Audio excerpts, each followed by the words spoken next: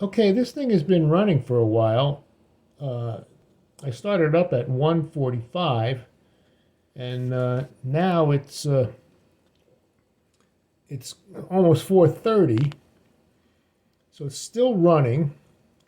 I just gently put the second hand on the center post to see if it was actually turning, and as you can see, the second hand is moving around quite nicely. Um, it sounds like the spring mechanism has wound, given the 12-volt power supply.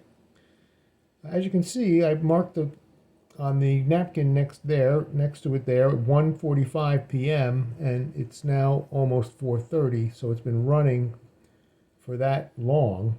And now I can verify that at least one hand is turning. The second hand is turning around. I think you just heard it click, uh, winding its spring.